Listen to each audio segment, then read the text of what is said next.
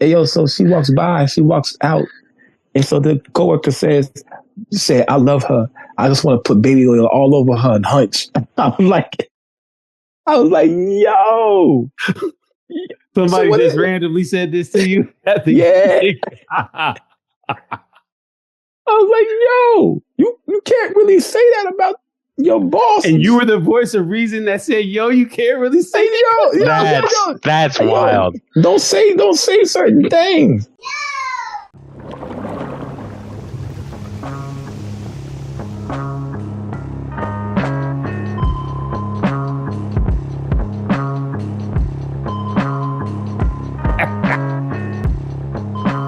Oh my God. Oh. Hey guys. Hi. Hey, yo, word around the water cooler is that we're the best podcast.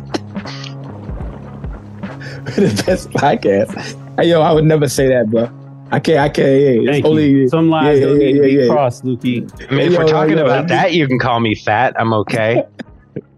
If you're just calling me fat in general, then we might have a problem. But if you want to be specific, I'll take that compliment.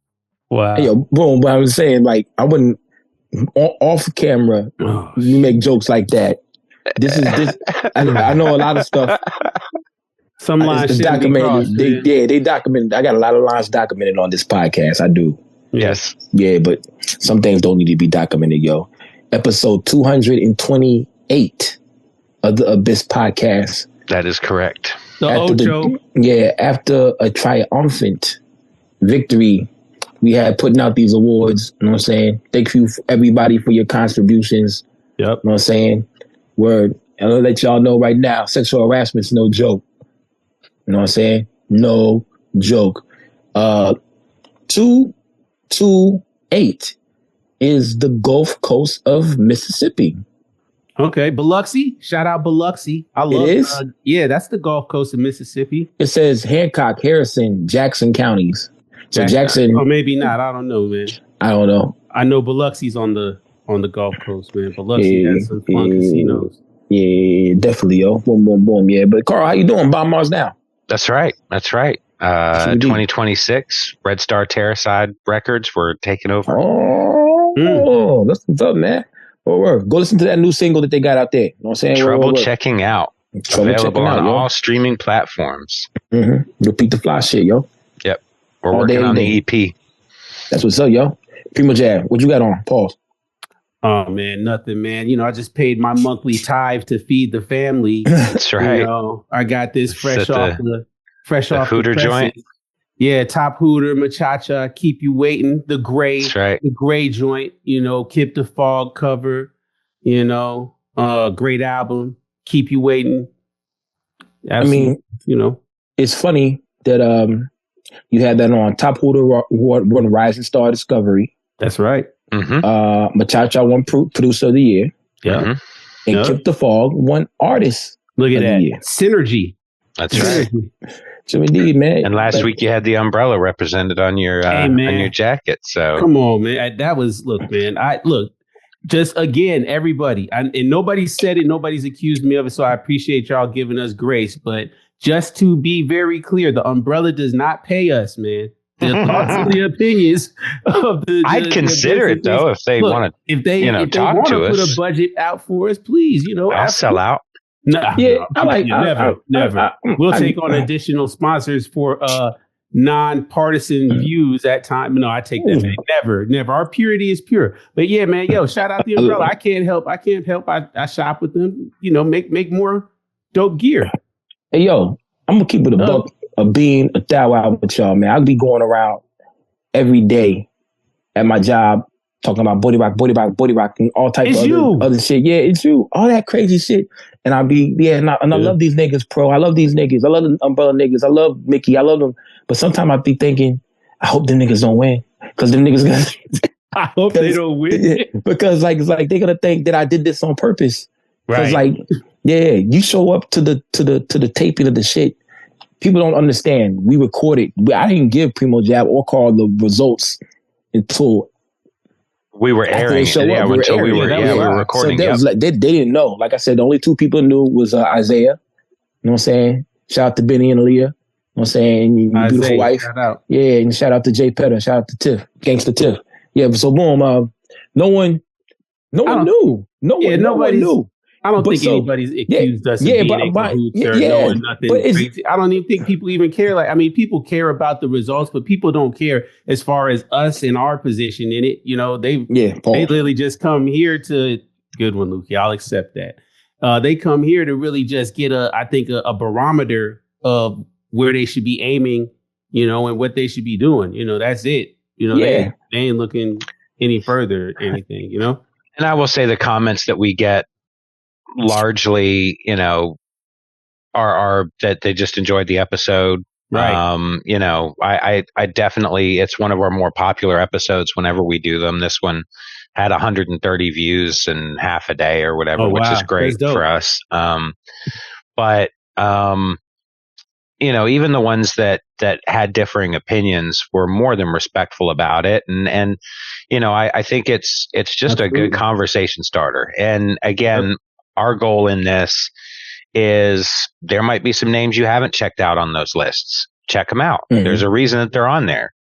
So, you know, again, if this shines a light on some artists that you haven't heard, if you haven't checked out Action Figure, if you haven't checked out Top Hooter, or if you know what I mean? Like these are people that should be on your radar.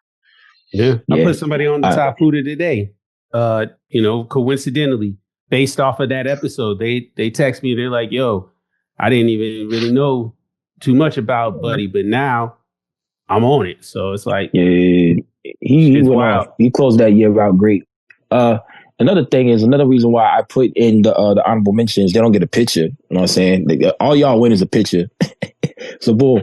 Yeah, that's kind of crazy. You get a picture. This picture's kind of fire this year. But anyway, you did a great job with those. I like it. Yeah. Shout out to Canva, where I pay a monthly subscription for that shit. So boom. Hey, man, every month. Yeah, every month it comes out of PayPal, and I'm like looking at it like, man, did someone hack my PayPal? Like, oh, it's Canva. I hate that shit. I'm like, oh man, I got about some sort of subscription.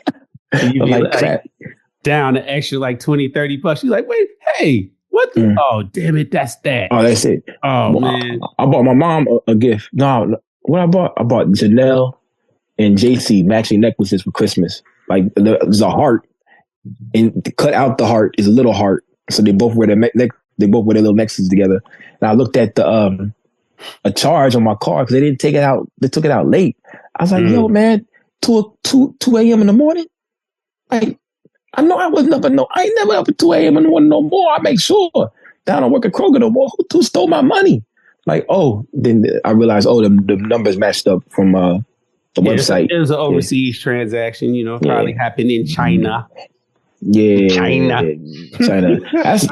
That's like one of the best things that he's ever said. That shit is funny. Yeah, he got bars. Lots of quotables, man. This dumbass got plenty of things, man, that people quote to say. Hopefully they ain't go and kidnap our guest out of his shit. Hey man, hold on though, but you know, y'all, it's first lady. Yeah, man, I don't know, man. What her millennial doing? They over there, yeah. Whoa. You know, I'm trying to get a Usha Vance. I'm trying to get at that. I think she's hot. He's not on Central Time, is he? No, he's on West Coast. He's on Cali time, but the invite is a universal time code. When it goes, it says, that's okay. That's why I want to get back at. Primo Jab has a dope way somehow of having stuff aligned with the stars, with the guests, and when their albums drop, and like exactly, he showed up with the fucking umbrella, jacket on. He might be psychic. He accidentally. Yeah, definitely. What's the lottery numbers, man? You holding out? Yeah, 17, 46, 13, 9, and 8. Powerball 15. What did I can't say, do it again, man. I can't do my Rain Man again. Once it happens, it happens. I can't go back. That's the only way it's gonna be pure. So if y'all heard those numbers, run them. I hope you win something. I hope you win something. Just tell me you won. You ain't got to give me anything. Just tell me you won, so I know that I'm not crazy. I was gonna play them tomorrow, but okay. All right. I don't remember none of this shit. I'll send them to you when I cut into the editing. It don't matter if I can't play tomorrow. Yeah, maybe I'll just play them. That's what I'm saying. Tomorrow when I'm editing, I'll send them to you. All right, and I'll go play. We'll both play it just in case. Yeah, we'll share the money. That bag. Yeah. Go for it. Pause. I wonder how much it is. Pause. Split the bag. Yeah. Speaking of that, the vasectomy I'm gonna get. They say you can't go back to work. You might split your bag. Yikes. Well, yeah, you got to heal up. Yeah, you can't just go straight back to doing stuff and lifting stuff, especially. Get 4 or 5 bags of frozen peas. Yeah. You get put them that way you can change them. That way you can change them out while one's refreezing. Put them on my pea. And don't eat them shits afterwards. Throw them out. Yeah, because they've been on my pea. Well, they've just been thawed out and refrozen so many times. Don't do that. But anyway, I shouldn't be giving food advice. I got a tirade from Jay about gravy being sauce with meat in it. Oh man, he went off. So gravy is anything, right? No, gravy is only for Italians. Gravy is tomato sauce or a red sauce with meat, any kind of meat. If it doesn't have meat, then it's sauce. Okay. Oh, that's a good distinction. And he sent a video saying that, like back in the 30s and the 40s, Italians were trying to assimilate, and everybody here was putting gravy on things, and they'd put gravy on like turkey and ham and things like that. So they associated with meat. They were just kind of, so they started calling it gravy if it had meat in it, because they would slow cook sausage and stuff like that. So, on the real, man, no, man, boom, why did they make brown gravy? Because we was because is it some more slavery shit? No, like brown gravy is because of the pan drippings were brown, generally like from turkey and things like that. So we just put more juice on it, huh? And no, it's like, all right, so look at Carl's face. No, Carl's trying to explain it to you, but you're like, okay, Lukey, who knew? Here we are, man, episode 228, talking about how to make gravy. So what you do is, like, once you cook, like, let's say you cook a chicken in a pan, like, and the crispy bits and everything that are stuck on the bottom, right? You glaze it with the juices from the turkey and all the everything that you cooked of the meat in there. Oh, no pause. Okay, that's cool, awesome. But meat, it's definitely pause. Good job. Yeah, man. But you pour something in there, usually like some stock, like a chicken stock or something. Deglaze the pan. Which means you scrape up all the tasty bits and all the flavor of everything from the cookout of the meat that you had in the pan. Mm-hmm. You stir that up. You pour in some like flour or butter or cornstarch, something to thicken it. Exactly. And you just keep on kind of stirring it so that it doesn't burn. You just keep on stirring it. It mixes and heats without boiling. Yep. And that's gravy, man. I mean, or do you put the stock's in there. So that's what keeps it kind of the consistency. And you put, depending on how long you stir it over the pot, obviously the more evaporation and the more thicker it thickens up and creamy and exactly. Yep. Why they story of gravy? Why they do that though? What do you mean? Why they do that? Why'd they make a sauce? Sauce. You add sauce to shit to make it better. Like, what you mean, Lukey? Okay. In French cooking from long time ago. Yeah, I mean, sauces and things were made from that. From, like a lot of your red wine reductions and all of these different things are all a similar technique.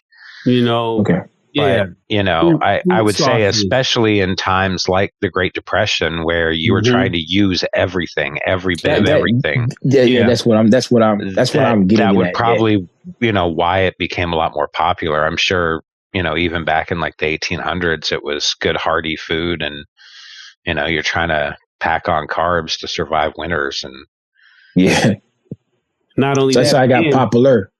Yeah. I mean, the other thing is like, sometimes the food quality at certain places wasn't the best, like as far as the meat quality. Like the meat might be a little tough. You're getting a lower cut. Not as fat. Yeah, not as savory, not as fat or whatever. So I guess said that because of the water cooler. Oh, well, cool out. But yeah, you get that sauce. You make that sauce that makes it extra. A little bit more bearable. Just like Carl said, I mean, that's for that protein that's gonna last you. Pack that on, especially like if you're in places like working in a factory or some shit like that, doing hand-to-hand type stuff, and you just got something, cold to eat for lunch that day, throw some sauce on this shit. Mm-hmm. I was with it. Yeah, I just thought that, I don't know. I was just thinking about all the good. That's a great question, Lukey. No, I don't think slavery had nothing to do with it, though. Yeah, but Chitlins definitely some slavery shit. Well, man. now the offals for pork and really just chicken and any of the that was what was given to slaves to use. So they just made the most of it and found ways of making it delicious. And but that was out of necessity. That's what they had to work with. They weren't getting prime cuts of meat. Yeah, Twindy just got a message. That was what I was getting at. Yeah, man. You see that? You see the message? Yeah. I saw it. I'm gonna leave it alone. We'll talk about it later. We ain't talking about it on here though. Right. But anyway, man. It's kind of cool, man. Technology just linked us all together in a big. We all three saw the same shit. And we was like, yeah. So we're like Captain Planet. Man. Yeah, like Captain Planet. Hey, yo, what Captain Planet would you be, Primo Jab? Fired. What Captain Planet would you be? Fired. No, Carl. What Captain Planet would you be? Probably water. Hey, yo, what's the most useless Captain Planet ring? Air. No, not at all. Air was moving. The heart. Heart was a bitch ass motherfucker, man. Yeah. Like Umi, go to the car, bro. You just in the way. Yeah. I think Umi had a monkey. But can he control like animals or some shit like that? Or no? I don't know, man. All I know is there was a coin that fell into the ocean and he had to I can feel the coin in the ocean. Yeah, he had to. Why wouldn't the water motherfucker use his water powers in the ocean? That they had the water power. That's how they got down there. Is using the water, controlling the water. That's the smart move. That's instantly what I'm thinking. I'm like, look, I got the water power. It's in the ocean. Great. I think the monkey was on the chest, yo. There you go. And so, boom, No Emotion Gold Mask said, when we was Captain Planet, you was Heart. Now, that's a hell of an insult, man. Yeah, it's pretty bad. Yeah, I'm gonna say it again, man. I used a few of his lines. I text him every time, be like, yo, boom, yeah. But yo, that was one of the ones. That one and the one where I first was friends with this man, when he said, when the Anunnaki come, they're gonna make us mine for gold. And he yelled that shit hard. Then I thought about what's that movie with John Travolta? Battlefield Earth? Battlefield Earth. I've never seen that movie. Oh, it's so terrible. Oh, that's what I heard. It's not that bad. Bro, it's really bad. It sucks. I mean, it's fun to watch, especially but even during that part of the 90s when that movie came out, it sucked. I'm pretty sure it was an instant bomb when it came out. Yeah, I remember seeing it in the theater. It's got a very low Rotten Tomatoes score, I'm sure of it. Hey, yo, but when you got cavemen who can fly jets just out the blue, I'm like, yo, they're not flying jets. Battlefield Earth, they was really flying jets to beat the aliens. That's worse than the stormtroopers getting beaten by teddy bears. No. See, hold on, man. I don't know if we've had this conversation before, but I feel like if we haven't, it's worth saying. The Ewoks were vicious little terrorists who lived in those woods, man, and they were serious problems to the Empire. They had the mastery of their environment. You know what I mean? They would sneak out of nowhere and they would stab you. Like, we only saw the short parts of them attacking the Empire, and it looked like they were getting whooped. But at the end, what did we see? We saw heads of stormtroopers being played like drums. Yeah. And what were they trying to do at first? They were trying to eat Princess Leia, right? They were trying to eat everybody. So it's safe to say that, the Ewoks ate any stormtroopers that they caught, and anybody from the Empire, you were done. If you went to the Ewok planet, it was a thing of nightmares, man. The Ewoks, they were at you. They were at you. So Battlefield Earth, Rotten Tomatoes, 3% tomato meter. Out of 100? That means pretty bad, right? Yeah. And that's 151 reviews. So that's reviewers. And then people, 50,000 plus ratings, and it got a 13%. Hey, come on. So that is unanimously a bomb. Pretty much everybody, all walks of life agree. Battlefield. What's Whitaker's in it? Word. Hey, yo, boom. Budget was $44 million. They only made $30 million at the box office. Yeah. That's wild. That but bad. Ewoks, the Queen's twat was heavy like an Ewok. I still ate the box. Rock Marciano. Good line. Yeah, it really was. Great rap. Yeah, but those teddy bears, man, I'm sorry. I'm kicking like they throwing rocks and shit. But that's what you think. Lukey, like, yeah, you're gonna kick one of them, but as soon as you kick that one, they roll in packs of 2 or 3. So you're gonna kick one, and then when you off balance, they're gonna rush your other leg. Like raptors jumping out of the bushes. Oh, yeah. You understand what I'm saying? They know. But they teddy bears. They teddy bears. They were vicious. Yeah, and they were big. They looked like teddy bears, but they were like your torso big, man. And they were like little fat guys too, man. Nah. Did you not see the Rambo style traps they had in the woods? Thank you. They were serious, man. The 2 logs that came out and squished the AT-ATs. Serious problems, man. Hey, also, AT-ATs is not AT-ATs. I call them. I don't know. It doesn't matter. It doesn't matter. It really doesn't matter. But I think I'm going to say AT-ATs now. It sounds better. Yeah, I mean, every other, it's like R2D2, C3PO. AT-ATs. Yeah, AT-ATs. Look at this, man. We learned this shit today. AT sounds like I'm being That's what I thought it was. I've heard them called AT-ATs before. I never heard it really been said out loud, really. That's right now. AT sounds AT sounds right. Yeah, that makes sense. Yeah, it does make sense with all the spelling and stuff. I saw one of those outside my baby mama house one time. It was like they was like doing the concrete. They was like, yeah. I said, yo, there's a AT right there, and she got scared. What's the AT outside? I get scared too. Like she said, what is it doing there? What is the AT? I was like, yo, it's this right here. She said, oh my God, man. It is. So no, it's not. It's not really AT. It's not. Well, yeah. Anyway, back to the music. Back to the music, man. How did this? Here we go. Let me go to this real quick. Yeah, man. What's been going on? I mean, what is going on with this this music thing this week? Man, well, it's funny enough. In the time since we last met, Machata dropped another album. Of course he did. This was a compilation that he did. Only one? Yeah. I mean, that I've seen. That's wild. But I mean, who knows? By this point, he might have 12. Probably got 3 more. We don't know, but yeah. Hey, man, that's the only thing I know about Everything Crazy is what is called. Andre the Saint on there, Vega, Jamil Honesty, Top Hooter and Shotty got a song on there together. Nice. That's dope. Action Figure. World Be Free, Apollo. I like that World Be Free name. That's a basketball player, played for the Cavaliers. He's pretty good. Yep. A lot of people don't know that guy. Bunny Mosley and Eddie Kane got a song on there. Eddie Kane just dropped something today. Yeah. Yeah. What, today? I know his birthday, they dropped 12/24. Yeah, 12/24 streaming devices. It's out, so it's on streaming devices now. But that's what happened. I bought the digital on midnight on Christmas Eve. Yeah, or just before Christmas Eve. Yeah. Yeah. Yeah, that's what's up, yo. In 2026.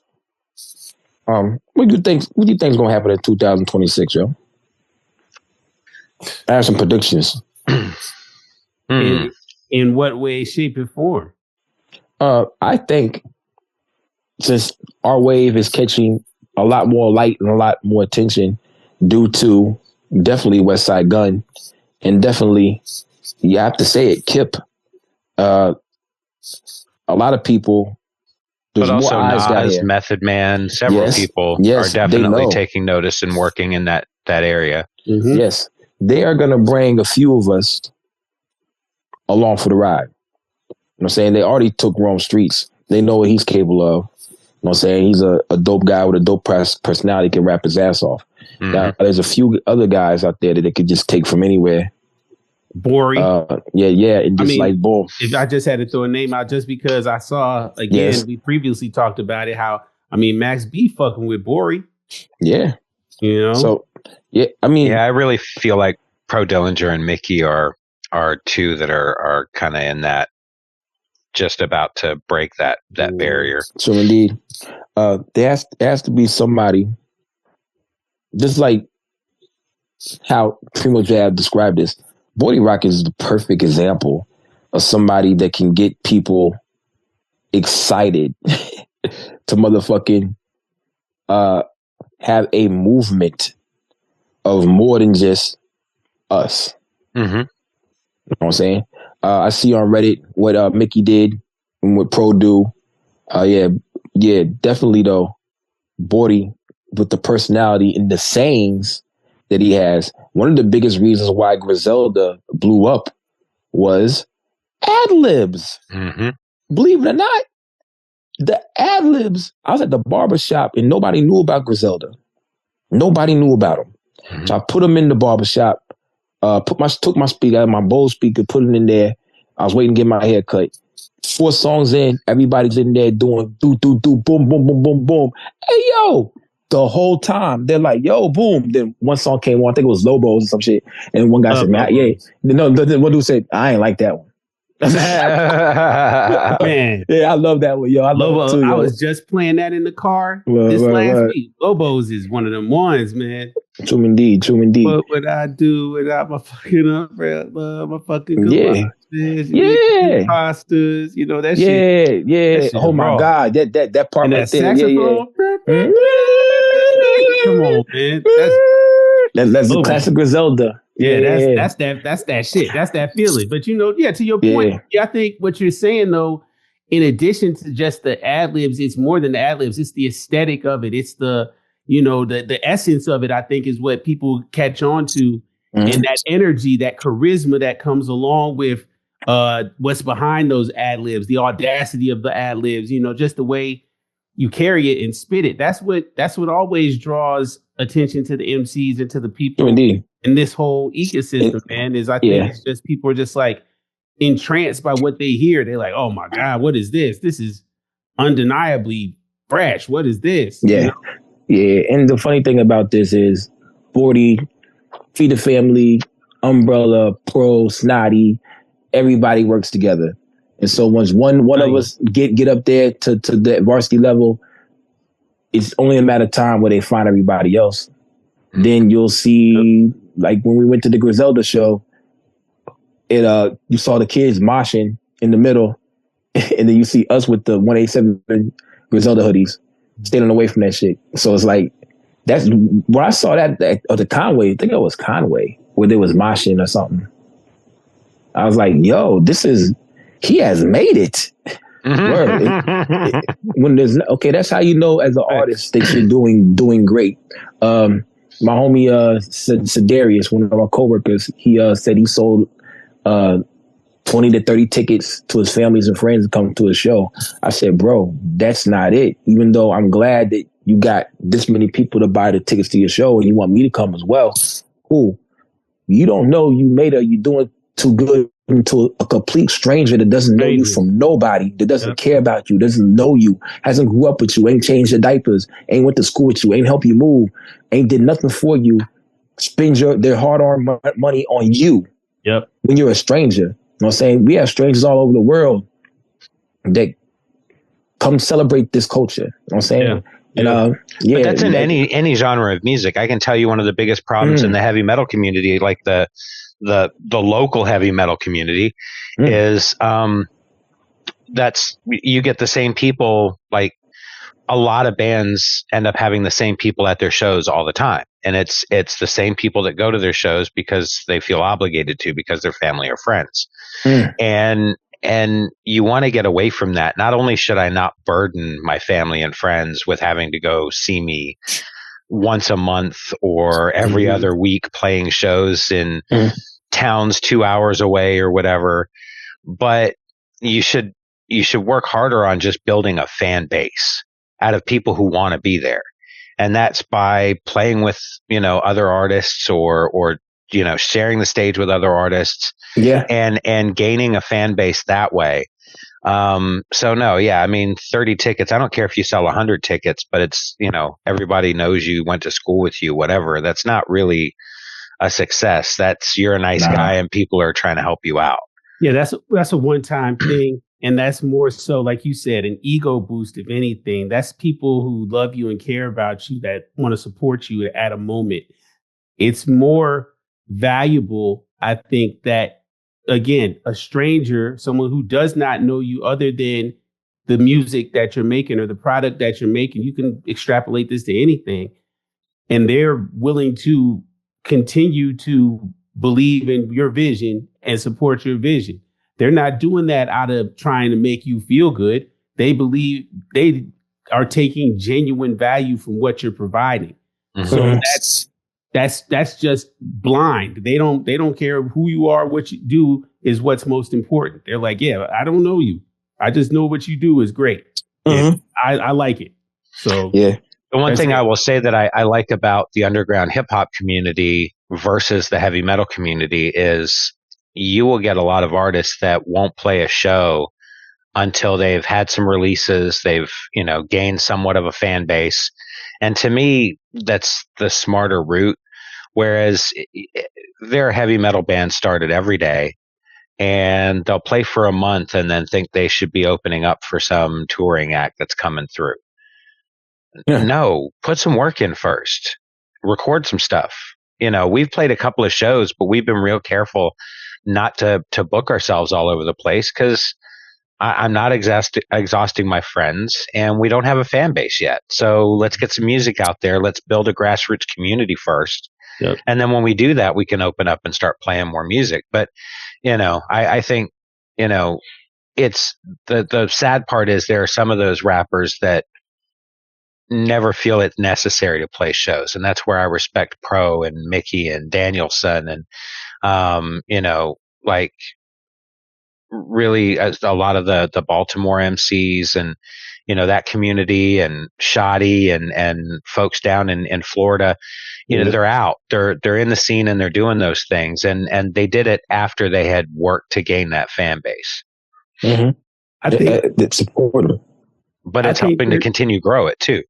Mm-hmm. It's something to be said though, Carl, like, I think it's good to, even if you're not expecting there to be a bunch of fans there, I think it's good to get out and cut your teeth and just maybe do a couple of gigs that might not be the biggest gig, but just do it just to keep yourself sharp, number one. But number two, like, you never know who showed up that night. And it's like, that's true. Again, that's the stranger thing. Like, you're not expecting, I don't need my people to come out every month or every week when I'm doing something. Come out to the ones you want to come to. And if you feel like you can come, but I'm going to perform regardless. I'm popping out regardless because that's how I got to push my music. That's how there's still a value in the real world, Oh, absolutely. And I think the word of mouth of people who see you in person can only help generate the online ripple, because there's going to be people that are vouching for you that just happen to, spread your name online. Oh, absolutely. And I think there just needs to be a balance, because I will tell you, most of the local Atlanta metal bands that I'm fans of, it's because, we played a show with them and I didn't know who they were, and then was just totally blown away by the stage performance. So absolutely. There's a ton of value in getting out. But again, I think, you should be cautious about how often you're out there. Yeah. Put that other work in, record, I think those things are super important. Definitely are. I think that's one of the reasons why, touching the fans is one of the reasons why Bo Dillinger won the, Rap of the Year award this year. Touching the fans. That's he's still holding a belt too. Also anything live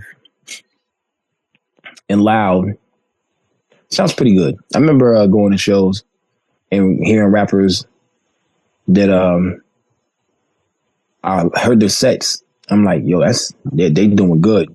Then I hear their music, I'm like, yo, that's pretty bad. Wow. Sound like better, yeah. But then there's rappers where I hear they sets, I'm like, damn, that's horrible. Then I hear their songs, yeah, and I was like, yo, that's pretty good. Why don't they?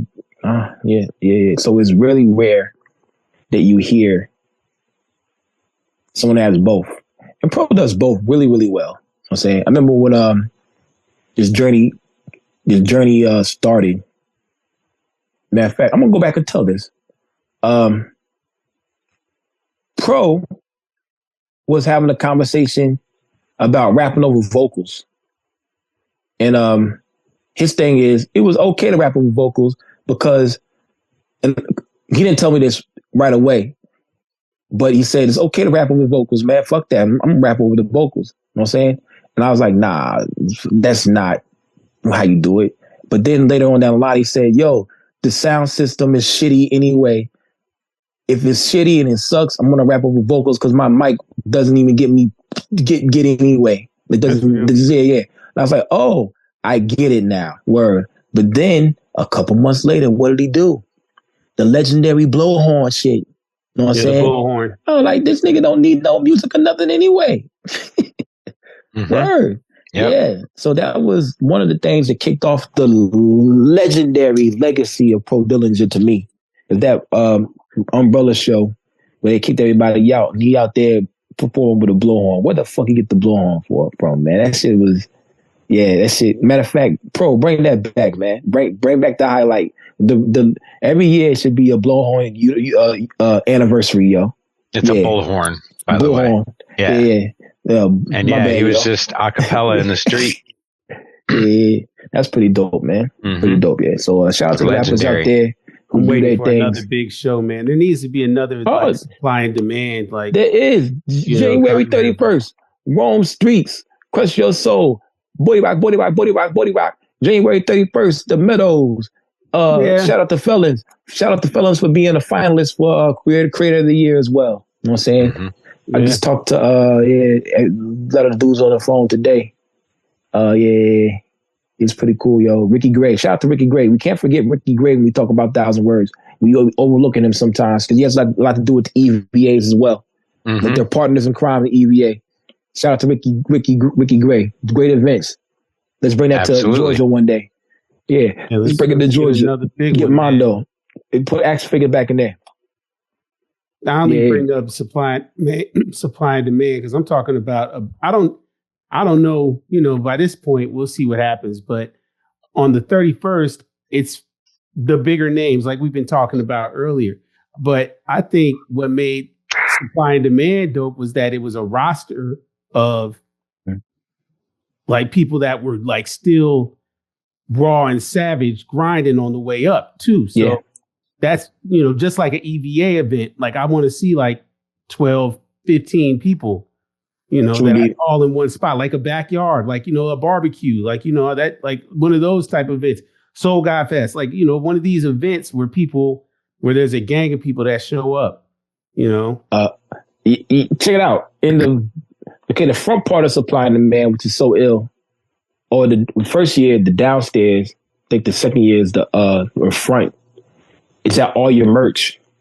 That's why I think it's would be pretty cool. Bring it here. We have all the merch. This is a kind of a hip, progressive city where these people want to get these merch. They want to probably get the crop top West Side Gun joints. You know what I'm saying? Word, not me. Them shit's feel funny. Word. I don't think that's a thing anymore. I hope not. Hey, yo, boom. I don't know. Speaking of West Side Gun and stuff like that, because he curates the events, he said West Side Gun turns Maduro's arrest into an album cover. Yeah, I saw that.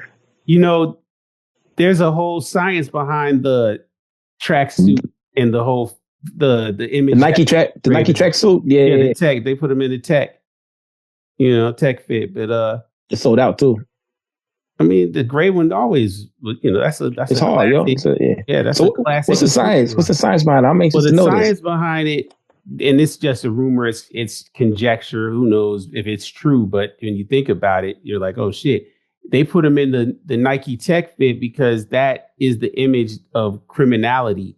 It's supposed to portray criminality when you see somebody in a tech fit with Tim's on. You know what I mean? Hey, yo, every time I see Nike text, I think about Bad Kids in Britain. Attack the Block movie? No.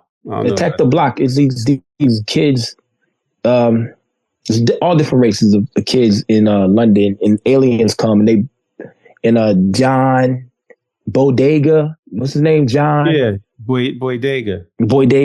He runs the motherfuckers. Him and his homies, they run the aliens out. Attack the block. And yeah. And I know Carl might know Phil Foden. Do you know Phil Foden, Carl? Mm-mm. Phil Foden plays for Manchester City. He is yes. He has the craziest fade and slashes in the eyebrow. He's definitely a white British guy with slashes in the eyebrows. Mm-hmm. The dopest fade. You know what I'm saying? He gets lined up. Yes, he does it. Yeah. It looks like it doesn't grow. It's so perfect. You know what I'm saying? His fade is ill. Yeah, and he has a slot. Yeah. And every time I see Phil Ford, I'm like, yo, that's Attack the Block right there. Attack the Block, go. It's where he has piercings. Yo, Phil Foden's fresh, yo. Yeah, a lot of them soccer players low key. Yeah. He be hurt. Yeah, but Attack the Block. I be thinking of Nike Tech Fits. Those guys right there. Yeah, that or the like plaid tracksuits and stuff. There were a couple of Guy Ritchie movies where the British gangsters were wearing. Actually, I was going to pick one up because I think they're fly. Yeah, the track fits never play out, man. You know, or one piece. I don't know if I can see. They go Phil right there.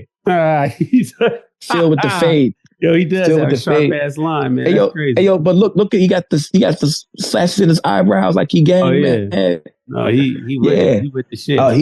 And Phil is ill. That's what's up. I think blonde hair Phil in I think the Euros was going off, yo. Yeah, he was going off, yo. Boom, boom, boom. So Travis Kelce, watch out. You got another guy with the fade out there coming after you. Never mind, Travis Kelce. You didn't make the playoffs. Word. Nope, he did not. Yeah. He did not, man. I don't think he's worried about it. I think he's doing okay. It'll be all right. Yeah, he really is. He can retire now. I mean, he could have retired before, but... I mean, he's still good. And what that man... He tore his ACL? No, he's straight. Now you talking about Mahomes. No. Yeah, that's quarterback. Ain't nobody... Minshew ain't gonna throw the ball to him like that. Shit, I think anybody can throw the ball to him. Is he? He just it's his after the ball. Antics. Like he take a hit and keep going, bro. Like that's I mean, as far as a tight end, he's definitely solid in the conversation for top 20 ever.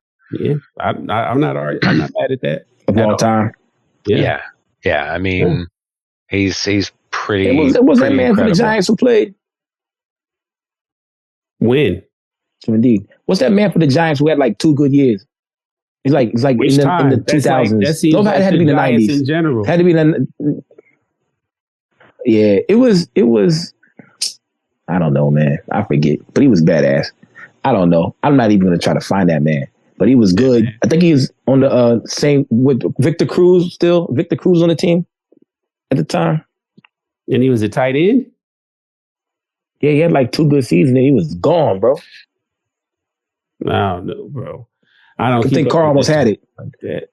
I think Carl almost had it. Victor Cruz was killing it though, bro. You know what I'm saying? So it might have been Eli Manning as a quarterback. Yeah, whatever. Yeah, I don't know, man. But shout out to your Bears, man. Yeah. Word. And hopefully I'm basking in the glow of a victory today. Now that we're in the future against our most hated rival, the Green Bay Packers. Yeah, that's a pretty good rivalry game, man. It is. This is the biggest game of the year. This is the biggest playoffs, game right? Of the year. Yeah. First game of the playoffs, but it's the biggest game of the year. It's going to be of the whole NFL. In my opinion, yeah. I mean, it's the Bears versus the Packers. There's I don't think any other storied rivalry of that caliber. That's the premier. That's the playoffs. That's to get on to the next round of the playoffs. Oh yeah, that's a serious game, bro. Also, Also, last weekend, the weekend before that, that Pittsburgh Steelers Ravens game, that was crazy. Yo, I would hate to be that kicker, bro. He can't. Hey, yo, they looking for him in Baltimore. They had to pre-sprinkle the holy water on the field before the game. That's why that dude missed that field goal. Who did? You didn't see that? The Ravens? The Pittsburgh Steelers. Oh, the Steelers the Pittsburgh Steelers. Wow. Yeah. That might have been for the devil. That's crazy talk. Yeah, man, you see him actually pouring the holy water on the field. I saw Aaron Rodgers sitting on the sideline looking like, right before the kick, just like, like, damn, I can't believe, we did this drive. You could tell, you could look at his face. He's like, I'm not used to feeling this way. And I felt so much joy because anything that makes Aaron Rodgers miserable makes me happy. That kick at the same time. I don't hate the Steelers, though, man. I ain't got no real problem with the Steelers. I like the Steelers. The Steelers are a cool team.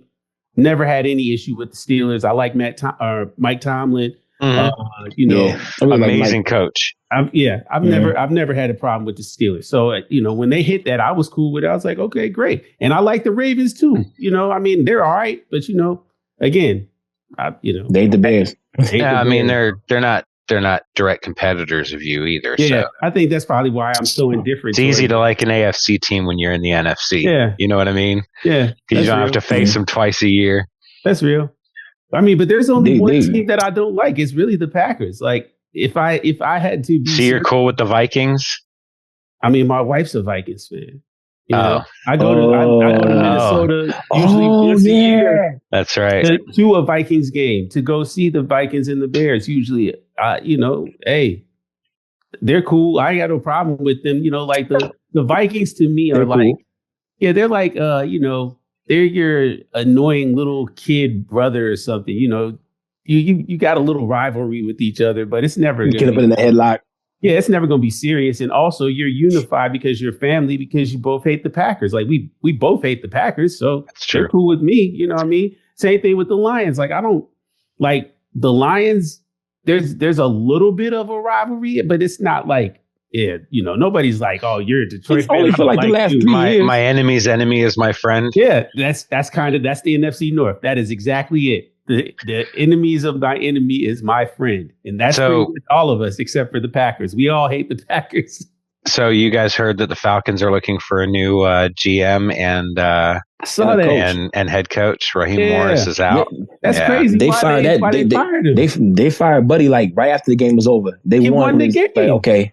Yeah, but they won 4 in a row, right? Yeah, and that's part of the problem is you won 4 in a row after you already had no chance of going to the playoffs. Yeah. Why are you doing that? And there again, I never fault players for wanting to play and wanting to win. I don't feel like it's right to tank your season at the end to get a better draft pick. You've got to try to work things out. But there again, from the team standpoint, as far as the front office, why are you making things more difficult for us for next season?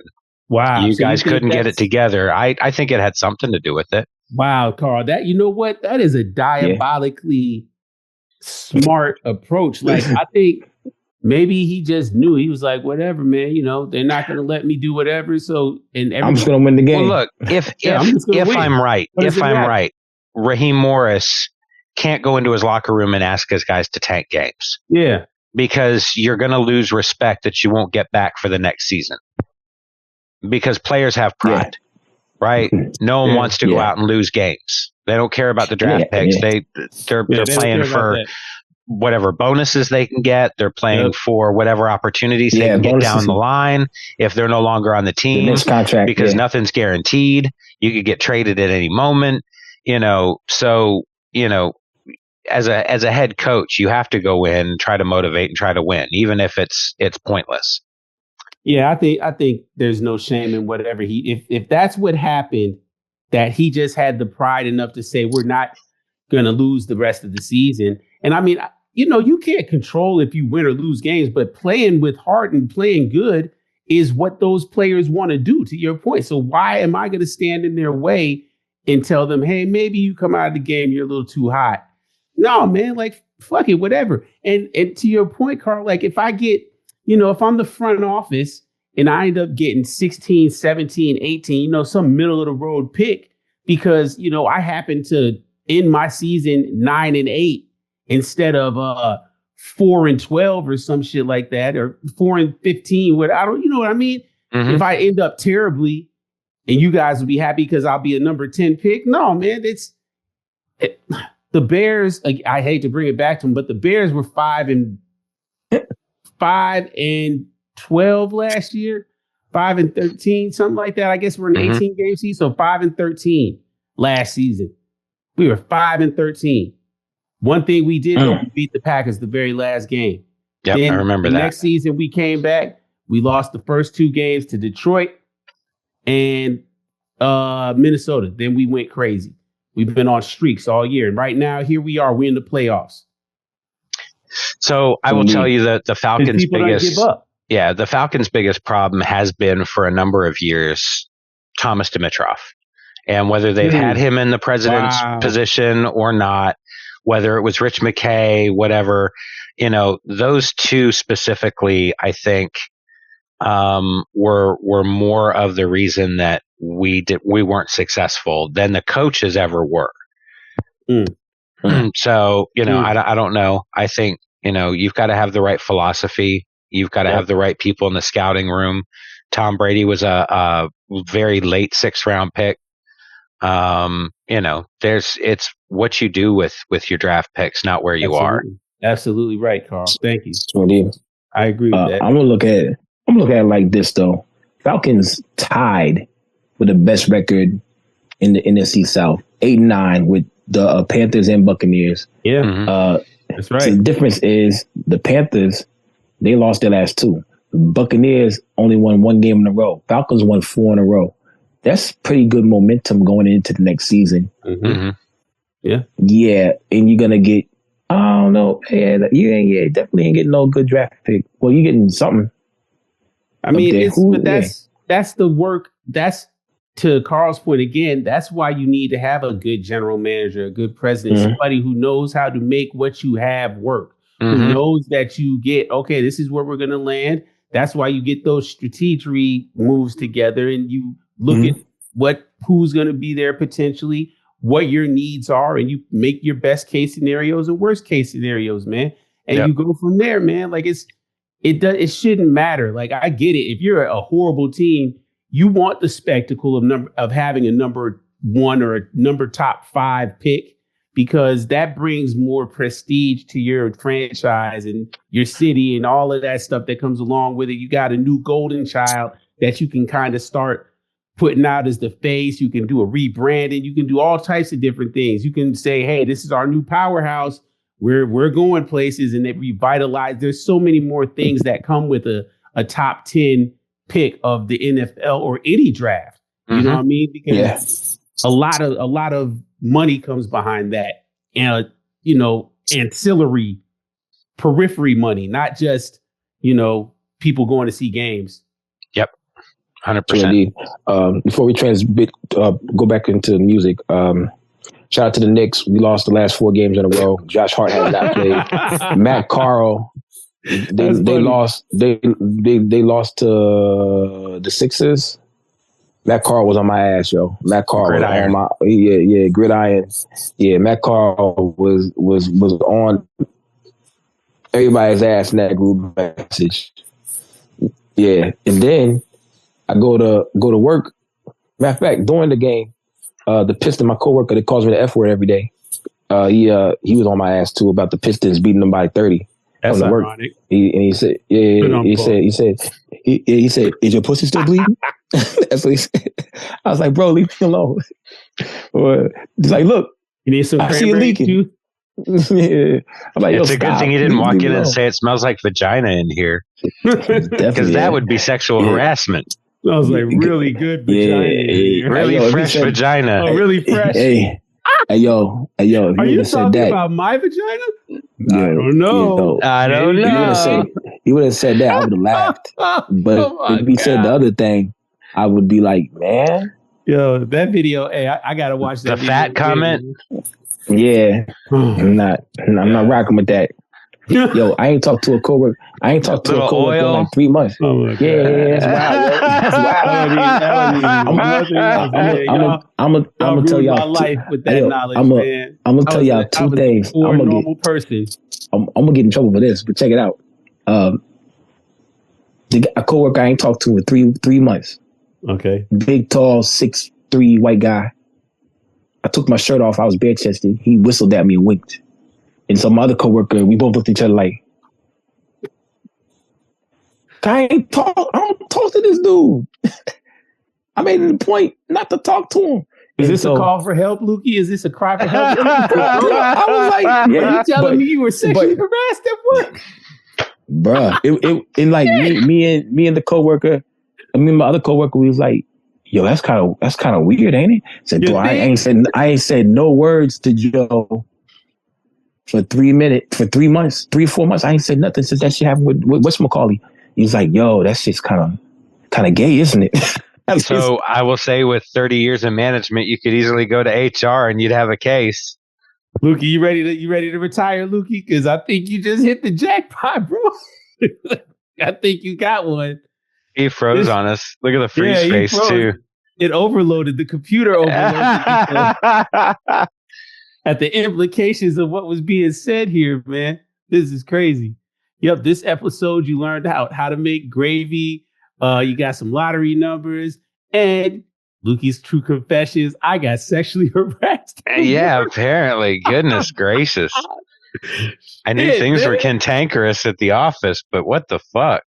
Yeah, man. Lukey works in the Terradome, man. I got Lukey. There we go. Oh, he's back. Okay. Is he back? There we go. I'm not in my Nike tech suit either, so I'm not kidnapped by the government.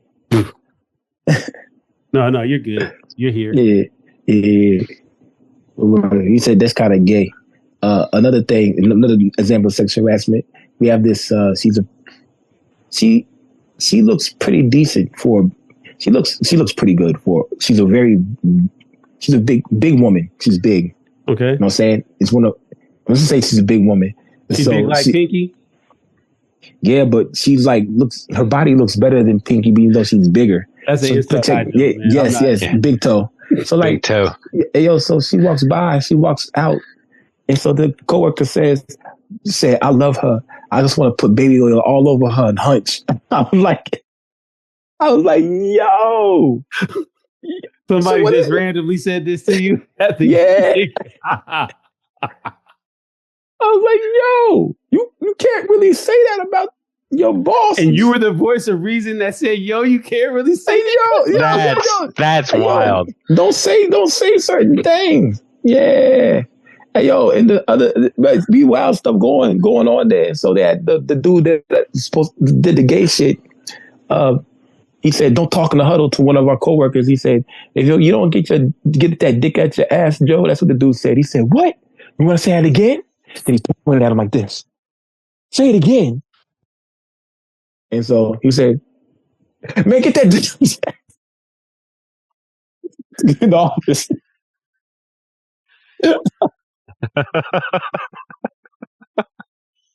I was like, yo.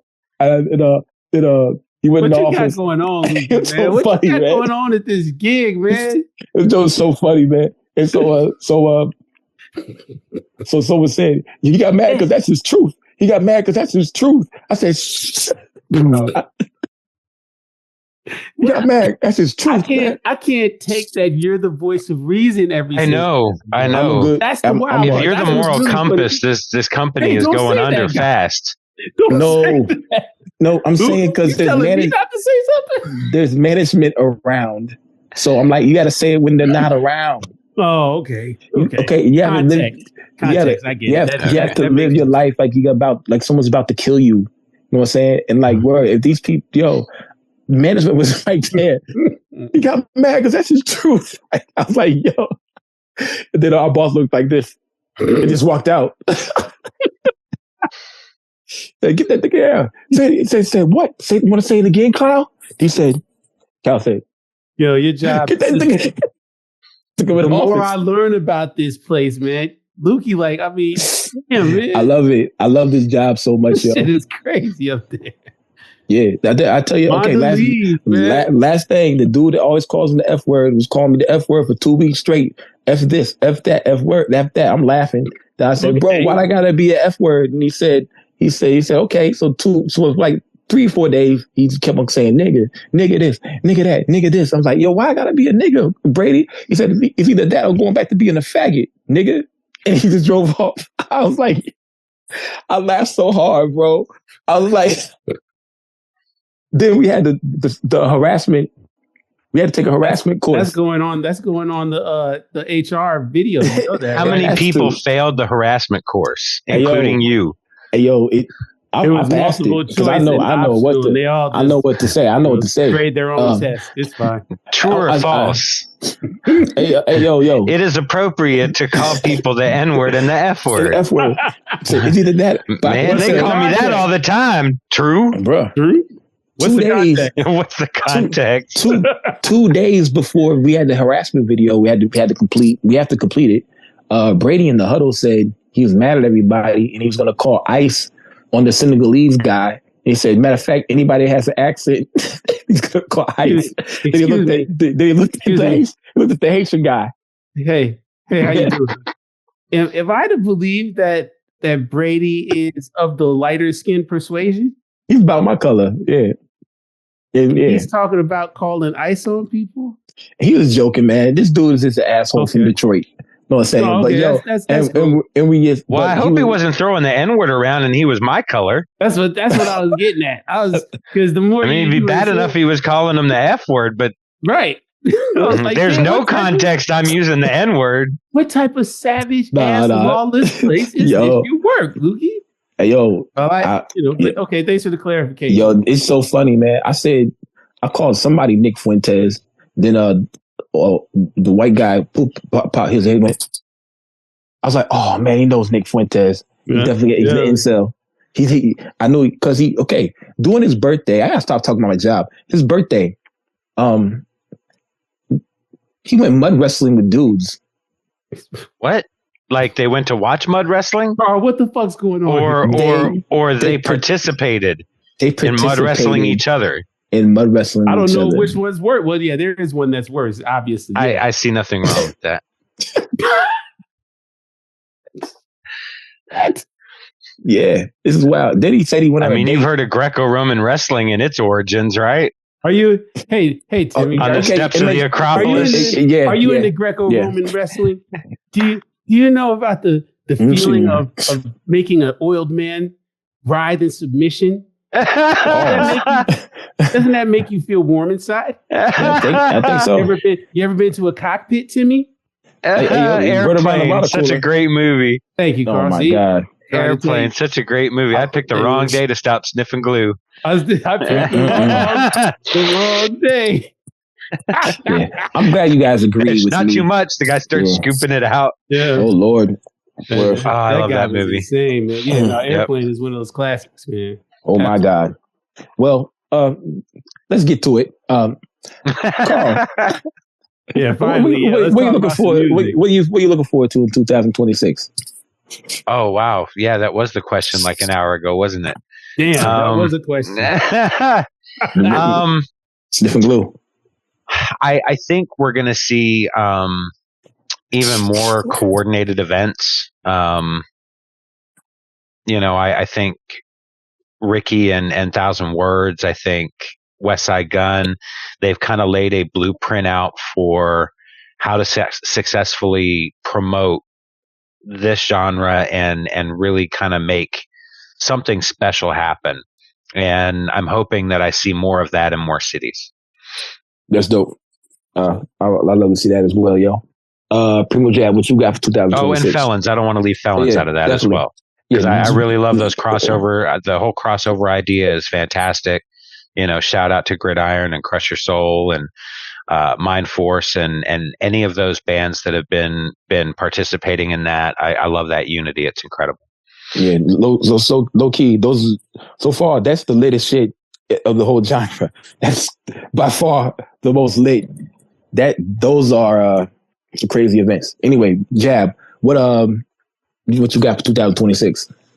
Well, I'm hoping to see more people outside. I think there's going to be a lot more pop-up energy this summer.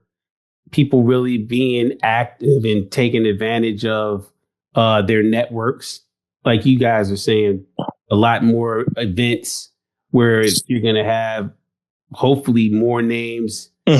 People that we may have only heard online are going to be coming out in public performing some of those songs that we loved all these years. You get to hear them live. So definitely thinking that's going to happen. I'm really excited to see the people who were cooking over 2025, but it wasn't ready to come out until 26, because that's what we're going to get the first half of the year. And then the second half of the year, we're going to get the people that were cooking all 2026 affected by what they were hearing and everything. I think there's a lot of energy happening right now. A lot of possibility and potential for a lot of dope shit to come out, man. And art too. Like, I think the visual art is going to really be insane. I think we're going to see some really dope album covers. Yeah. I think a lot of the art is going to be very much more creative and simplistic. Like, I bet you we're going to get some photographers that really start popping out. You know what I mean? Because a lot of albums may start drifting away from drawings or, graphic design. People might say, hey, we did that. Let's get some photo action. Yeah. So I think that's going to pop out a little bit. I think people just taking advantage of the lessons that they've learned all of 25 and before, and just really applying pressure, a lot more pressure being applied by everybody. Indeed. My short list of people to watch for awards next year is the returning Mickey Diamond Dumpin', Blue Hill Bill, Crime Apple, Vega 7, Vic Spencer, who never seems to get enough flowers by the people I ask. Shout out to 8 Ball Broadway for reviewing his latest release that just dropped. Yeah, awesome album cover. France Fanon. So indeed, yo, Shake. Augusta Fanon. Yes. Fanon. Yeah, Shake. Watch out for Shake. Sauce Heist, Eddie Kane, Always Pro. Did I say Border Rock already? Nope. And and also a guy that was leading in the votes for a minute for a rapper of the year, UFO Feeve. I think he's finally getting the credit he deserves. We was talking about Feeve earlier this week, probably like 2 weeks ago, me and Isaiah, and we was talking about how like there is a moral standpoint that some men have not gotten to yet, that somehow they're not going to connect with Feeve. Yeah, I can see that. Yeah, you know what I'm saying? Too honorable for some people's mentality. True indeed. It's not conscious. It's not conscious. It's not gangster, but it gives you elements of that shit. But it's very, very honorable. You know what I'm saying? It's very, very like Abbott-ish. Abbott, like, giving you knowledge, giving you like sit down, like you boom, he got the chair, you sitting face to face with this brother, and he's just giving you the tools and the knowledge, even if he's talking about himself. You know what I'm saying? So it's a certain standpoint that some of the more ignorant hip hop gets all these people right here and right here. Some of the guys ain't made it that far yet to appreciate it. But he was leading in that votes for rap of the year for a minute. Then I opened it back up. Then there you go. You know what I'm saying? Word. So look out for those guys. Mickey ain't make it to the finals. Crime ain't make it to the finals. You know what I'm saying? There's a lot of guys that didn't make it to the finals that usually make it to the final votes. You know what I'm saying? So yeah. So I'm excited about 2026. Yeah, I'm excited about us. You know what I'm saying? We had a lot of fun this year. Yes. Let's make it happen again. A lot of great episodes. A lot of great episodes. I feel sorry for people who haven't tapped into us yet. It's all right. Hey, man, that's something I see for 26, man. I see this very platform reaching into more households and I think because of what you said already, Lukey, that there's going to be so many eyes on the people that are trailblazing for this abyss that once the eyes start looking through the path and they start seeing, and they're going to want to know who's who and what's what, they're just going to look through the back issues of the abyss, man. I mean, I think we definitely do the best job of bringing who the artist is out to people. So, and if you want that background, you want to know who to follow, and you want to know, you just heard a dope song by somebody, and you looking for some context. Mm-hmm. Hey, Google the abyss. I bet you there might be an episode, but that's what we're gonna keep on doing, man. That's what I'm looking forward to. Indeed. 26. There's some. I got some tricks up the sleeve. I'm working. I think it's gonna be a good year, man. I think it's gonna be a good year, man. Let's make it happen. Yeah, I was doing the Jesus Max tricks. Yeah, on Family Guy. Lukey's got to drop some hints to Rome while he's at the show. Oh yeah, definitely, man. I remember last time I asked him. Don't pressure him, but Nah, I pressured him and I pressured Rock like heavy. Me and Knowledge made up. Good. You know what I'm saying? Yeah, even though there was nothing to really be mad about. Yeah. So yeah, that's good. So yeah. When I see Rock, when I see Rome, yeah. And like I said, I feel a special. Even though me and Rome ain't cool, like boom, I just remember seeing that dude backstage. I'm like, yo, why ain't you got your set? I don't know. Now look at him. Mm-hmm. Word. He's really the biggest thing smoking. You know what I'm saying? Like I said, I think him and Crime Apple are two of the best rappers. You know what I'm saying? Crime Apple got his own little style. Oh my God. Remember on that Dumpmeister? Does he? Remember that Dumpmeister when he said I black out like Eddie Brock? Yeah, I was like, oh my God. He had one of the best verses on that shit. That Dumpmeister starts out so hard too. Make a nigga head like spaghetti. Shout out to Juju Gotti. But anyway, yeah. Neither here nor there. Not a big year. You know what I'm saying? Big year 2025, 2026. Here we are. 2028. No. Episode 228 of the motherfucking Abyss podcast. I didn't mess the issue number up this time. Nope, you got it. Nope. Yeah, you're going to have to worry about us all motherfucking 2026. Pick up sticks. Yep. Oh, and if the government comes in pick you up in your country, make sure you wear your Nike Tech suit. Peace.